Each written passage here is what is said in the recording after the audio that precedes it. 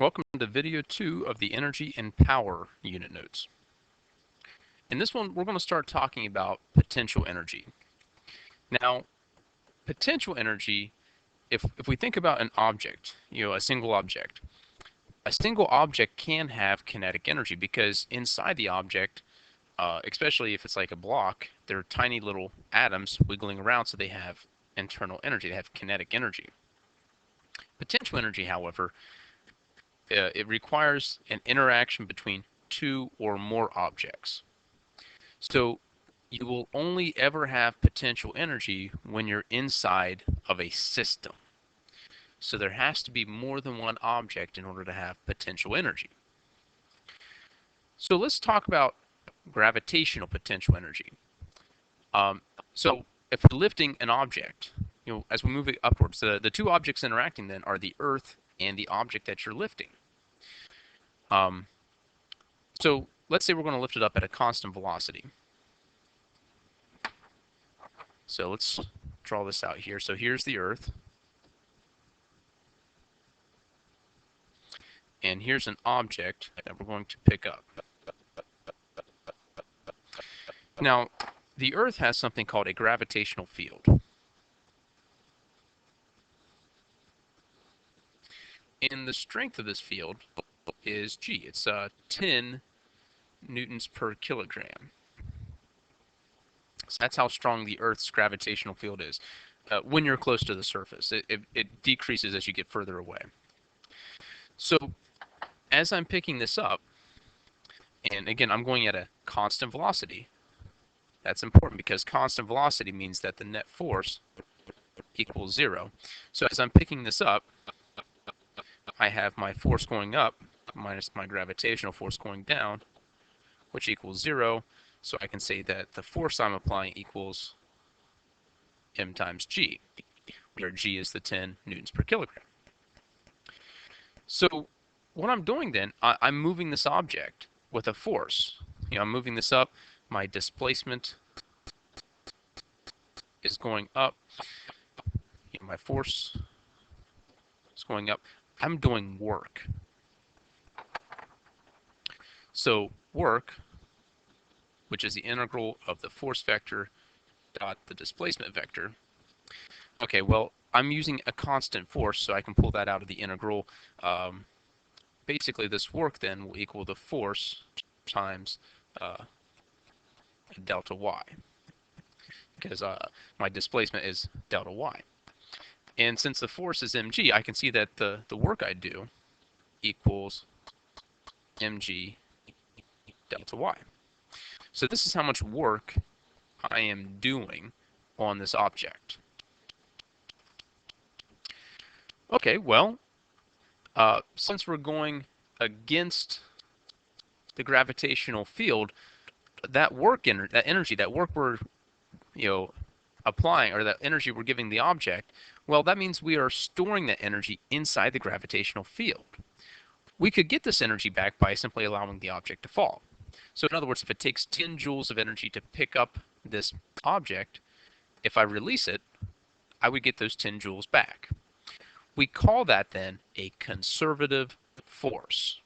This gravitational force is a conservative force because the energy that I store in the gravitational field, because I'm working against the gravitational force, that gravitational force would restore, it would give us back that energy.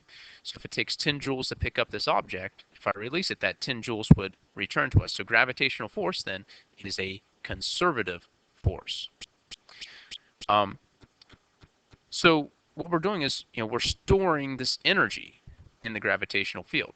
Well, stored energy is called potential energy. So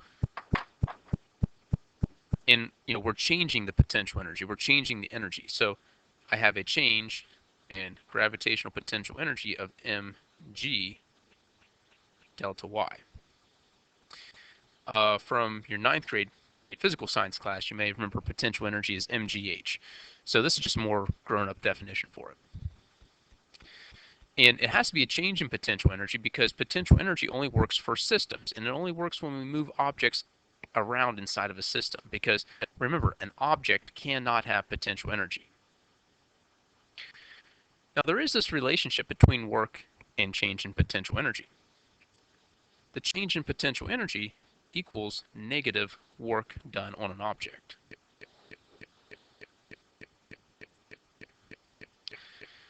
All right, so notice that in this formula for gravitational potential energy, it only works if we're near the planet's surface. If we get farther away, we need a better model. So if we're dealing with things like rockets and satellites. All right, so we're going to have to do a little bit of math here.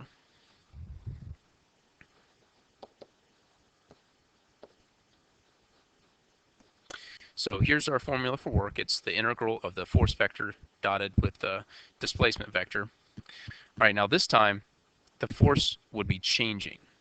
It's a changing force. It's no longer constant, so I can't pull it out of the integral.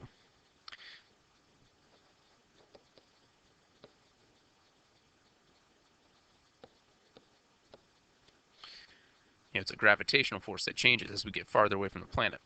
Okay, so the model for gravitational force is G m1 m2 over r squared, and I'm going to change my dx to a dr because I'm not exclusively on an x-axis anymore. I'm on the the position vector r-axis. All right.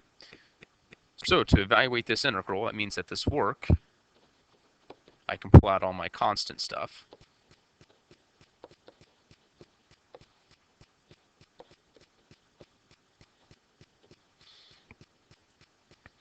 And those of you taking calculus would recognize the integral of that.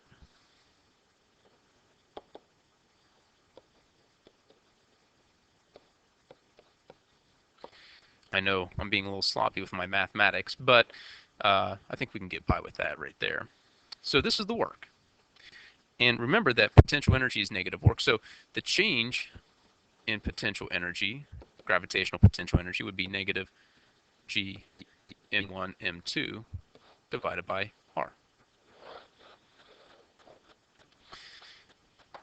And notice that this negative sign right here, if you have negative potential energy, that means the system is bound.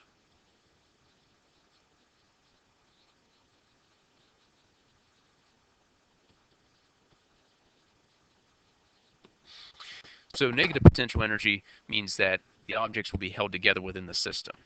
Kind of like planets being held together by our sun, gravitational forces. So this is a better model for gravitational potential energy because it works near the surface, it works away from the surface, it works everywhere. Whereas this model right here only works if you're close to the surface of the Earth. Also, it only works if you're using a constant force. Whereas this one, the force can change. All right. Deriving elastic potential energy. This is another important one. So let's take a look at a graph we've seen before.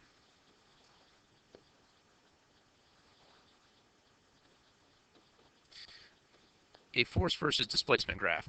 And we built this before using a spring. So if I'm pulling a spring and I make a graph of the pulling force versus how far the spring is stretched, I would get a nice linear graph. So looking at this, the slope. The units for the slope would be a Newton per meter, which is the same thing as spring constant.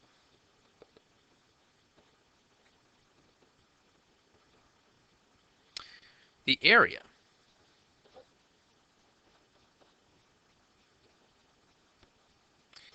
Well, that would be, the units would be a Newton times a meter. Well, a Newton times a meter, remember, is the same thing as a joule. So it's energy.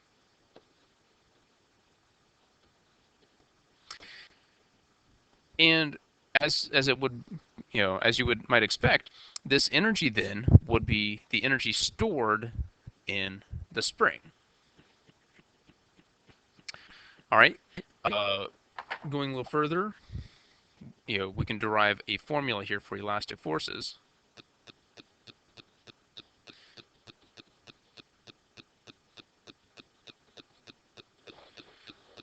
And we can get our Hooke's law, where the elastic force equals spring constant K times the displacement. And notice that this is a nice linear relationship, so we get a nice linear formula for that.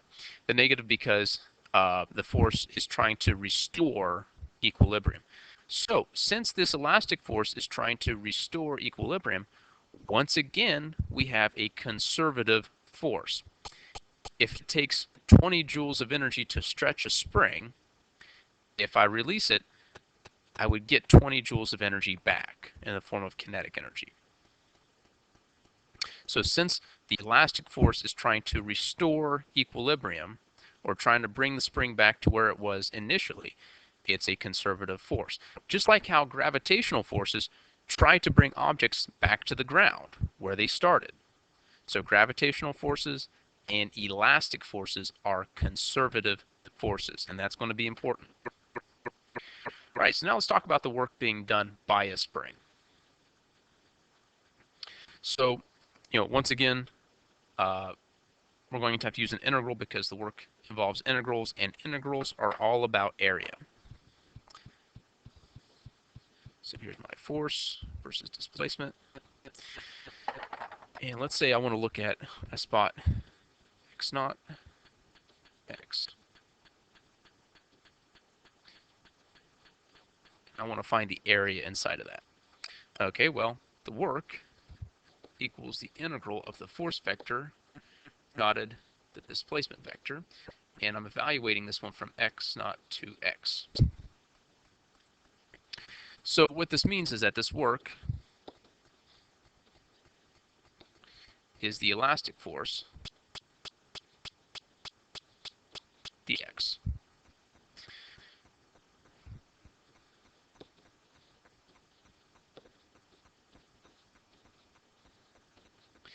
Elastic force is negative kx. Okay, I can go ahead and pull out my constants, evaluating x naught to x for x dx. Those of you in calculus probably already recognize what that is. It's going to be 1/2 x squared evaluated from x naught to x. So this work equals negative 1/2 k x squared minus negative 1/2 k x naught squared. So in other words, the work